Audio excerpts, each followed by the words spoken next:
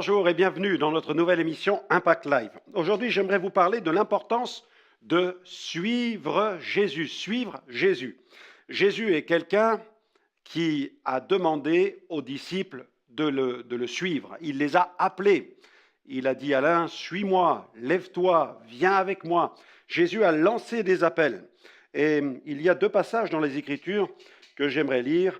Donc deux passages dont le premier se trouve dans l'évangile de Jean, chapitre 14, Jean 14, verset 6, où Jésus adresse cette parole tellement importante, il l'adresse à Thomas, où Thomas s'interrogeait sur le chemin qui mène vraiment à cette révélation, à cette plénitude, à cette vie abondante.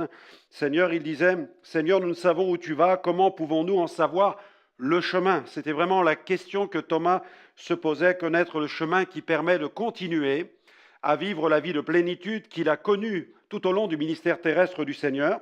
Et Jésus lui dit, je suis le chemin, la vérité et la vie.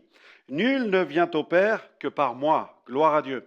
Je suis le chemin, la vérité et la vie. Nul ne vient au Père que par moi. Jésus n'a pas dit je suis un chemin parmi tant d'autres. Non, il a dit je suis le chemin et pas n'importe lequel, puisqu'il ajoute la vérité et la vie. Seule la vérité peut produire la vie. Et la vérité absolue se trouve dans la personne de Jésus. Il y a bien des leaders qui ont fait toutes sortes de déclarations, des livres qui ont été aussi écrits et publiés autour de bien des prophètes et leaders, certains se réclamant comme étant la voix de Dieu, mais Jésus est plus qu'un prophète, il est la parole. La Bible dit qu'au commencement était la parole était avec Dieu, la parole était Dieu, la parole a été faite chair et elle a marché parmi nous pleine de grâce et de vérité. Et cette parole, c'est Jésus. Et Jésus dit, je suis le chemin, je suis la vérité, je suis la vie. Ce qui signifie que Jésus produit la vie. Jésus nous apporte la vie. Et pas n'importe laquelle encore, ce n'est pas la vie terrestre, c'est bien plus que cela. C'est la vie de Dieu, c'est la vie abondante qui vient remplir notre vie intérieure pour la transformer. Cela produit un changement, bien entendu, dans notre vie ici-bas, mais l'écho de cette transformation résonne jusque dans la vie éternelle, puisque Jésus nous appelle à marcher avec lui ici-bas, mais aussi il nous appelle à marcher avec lui jusque dans l'éternité. Il y a cet autre passage aussi qui se trouve dans Matthieu chapitre 16, Matthieu 16, verset 24, où Jésus dit, si quelqu'un veut venir après moi, et si vous voulez venir après lui, voilà ce que dit le Seigneur, qu'il renonce à lui-même, qu'il se charge de sa croix et qu'il me suive, c'est-à-dire qu'il soit prêt vraiment à payer le prix d'une vie chrétienne vraiment engagée. Mais lorsque l'on sait qui nous suivons, il est facile de payer le prix, surtout quand il nous a montré le chemin, en payant le prix fort, c'est-à-dire en donnant sa vie sur la croix pour les péchés de l'humanité. Nous sommes appelés à porter notre croix, mais personne ici-bas n'aurait pu porter la croix que Jésus a portée, et même demain, personne ne pourra porter cette croix que Jésus a portée. La croix que Jésus a portée, cette croix est unique dans l'histoire de l'humanité, non pas le bois dont il s'est chargé sur ce chemin de la passion qui l'a conduit jusqu'à la crucifixion, mais cette croix qui dépasse de loin cette poutre qu'il a traînée sur ce chemin. La croix, c'est le prix à payer pour le pardon des péchés de l'humanité. Personne avant et après ne pourra jamais payer ce prix. Seul Jésus pouvait le payer parce qu'il était sans péché. Il a accepté de donner sa vie sur la croix pour nos péchés. C'est pourquoi il nous dit, si quelqu'un veut me suivre, qu'il se charge de sa croix, c'est-à-dire qu'il accepte de donner sa vie, d'offrir sa vie à Dieu en renonçant à ses propres péchés, mais aussi qu'il s'engage à proclamer le message de la croix du Christ, qu'il paye le prix pour lui-même de l'annonce de ce message dans le monde. Il sera bien entendu moqué, peut-être persécuté, rejeté, mais quoi qu'il en soit, parce qu'il aura payé le prix de cette foi dans le Christ, il sera sauvé, il sera complètement sauvé. Suivre Jésus. J'aimerais qu'on marque une pause musicale tout de suite en écoutant le groupe Impact qui chante ce chant intitulé « Je te suivrai ». On les écoute et on se retrouve tout de suite.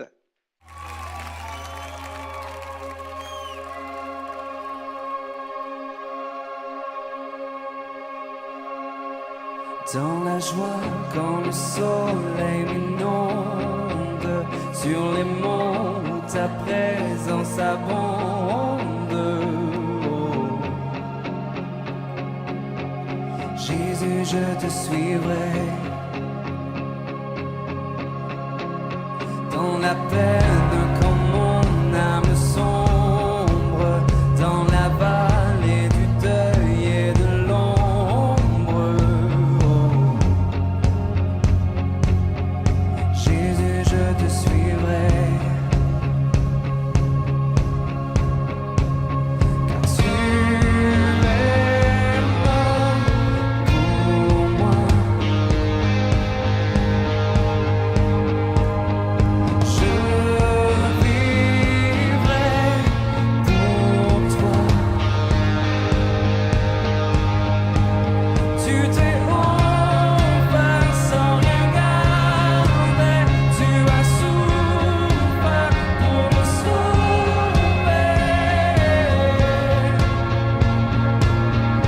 Jésus, je te suivrai. Je t'aimerai plus que la vie, te servirai malgré le prix. Oh. Jésus, je te suivrai.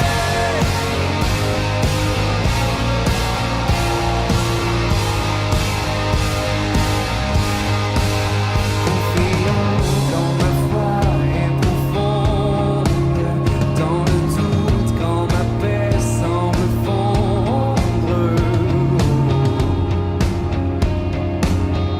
Jésus, je te suivrai. Car tu es mort pour moi. Je vivrai pour toi. Tu t'es offert sans rien garder. Tu as souffert pour me sauver. Jésus, je te suivrai. Je t'aimerai plus que la vie, te servirai malgré le prix. Oh. Jésus, je te suivrai.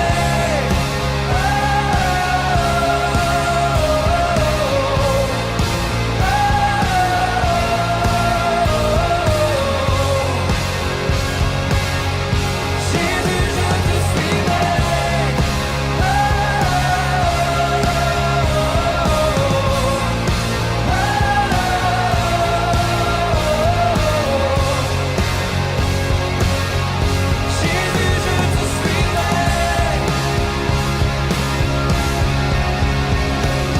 Tu es mort pour moi. Je vivrai pour toi. Car tu es mort pour moi. Je vivrai pour toi. Tu t'es offert sans rien garder. Tu as souffert pour me sauver.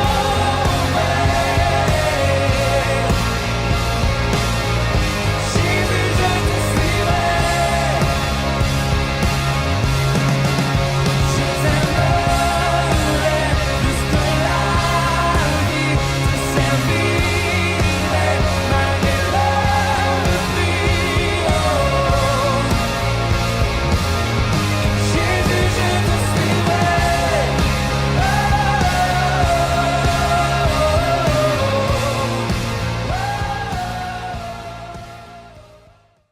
Je te suivrai. Est-ce que c'est votre désir, en tout cas, avec un tel sauveur, nous ne pouvons être animés que de ce seul désir, celui de suivre Jésus. Suivre Jésus, cela signifie quoi? Suivre Jésus. Quelqu'un qui dit, moi je suis Jésus, je marche à sa suite, cela veut dire déjà le recevoir. Et la Bible dit à tous ceux qui ont reçu Jésus, Dieu leur donne le pouvoir de devenir des enfants de Dieu. Gloire à Dieu. Suivre Jésus, c'est aussi lui obéir, puisque Jésus a dit, le vrai disciple, c'est celui qui écoute ma parole. Il ne suffit pas d'avoir eu son nom inscrit sur un registre de baptême au sein d'une religion d'obédience chrétienne pour dire, moi, je suis un disciple du Christ. Non, le vrai disciple, c'est celui qui met en pratique la parole de Jésus, lui obéir. Et puis, suivre Jésus, c'est lui ressembler. L'apôtre Jean écrit, si quelqu'un déclare qu'il est en lui, il doit marcher comme lui-même a marché, c'est-à-dire comme Jésus lui-même a marché. Comment a-t-il marché? Eh bien, il a marché dans la vérité, il a marché humblement, il a marché en manifestant l'amour du Père, il a marché en exprimant une profonde compassion à l'égard de tous ceux qui souffraient, il a marché dans la vérité, il a marché dans l'obéissance aux enseignements de la parole de Dieu. Suivre Jésus, c'est vraiment désirer lui ressembler. Suivre Jésus, c'est aussi payer le prix. Jésus a dit, si quelqu'un n'est pas prêt à haïr son père ou sa mère, etc., il n'est pas bon finalement pour le royaume de Dieu. Il faut être prêt à préférer. Il faut préférer Jésus. Dans certains cas, il nous faut faire le choix. En effet, lorsque la famille s'oppose à notre choix de croire, lorsqu'elle s'oppose à cette liberté fondamentale, cette liberté de conscience d'un homme de croire dans le Dieu qu'il choisit lui-même, donc là, il faut vraiment payer le prix de ce choix-là. Dans certains cas, il faut préférer et dans certains cas, le choix était pour certains de choisir Dieu plutôt que la famille. La Bible ne nous invite pas à couper les liens avec la famille. Au contraire, elle nous dit d'aimer les nôtres, de respecter son père, sa mère, d'honorer son père et sa mère. Elle nous invite à prendre soin des siens. Celui qui n'a pas soin des siens, c'est pire qu'un infidèle. Donc, la Bible met l'accent sur la famille. Mais s'il faut choisir entre la famille et Dieu, la famille ne peut pas prendre la place de Dieu dans la vie d'une personne, surtout pas le Père qui nous a créé, Jésus qui est mort sur la croix pour nos péchés. Et je crois qu'il n'y a pas de plus grand amour qu'un homme puisse manifester à l'égard de sa famille s'il a rencontré le Père, s'il a rencontré Dieu et s'il veut prier pour sa famille et l'amener à connaître le Dieu tout-puissant qui a créé l'univers et qui a envoyé Jésus mourir sur la croix. Suivre Jésus, c'est vraiment vivre une vie de disciple. C'est vivre une vie de disciple, de lecteur de la Bible, d'intercesseur, être un homme, une femme qui prie. C'est parler de lui autour de soi, c'est aussi fréquenter une église évangélique et suivre Jésus, c'est avoir l'assurance d'aller au ciel après la mort. Voulez-vous le suivre? Eh bien, la porte est ouverte, je vous invite à le recevoir maintenant, là où vous êtes. Dites-lui, Seigneur, viens dans ma vie, je veux te suivre. Pardonne mes péchés, remplis mon cœur de ta présence, transforme ma vie par l'autorité de ta parole, la Bible.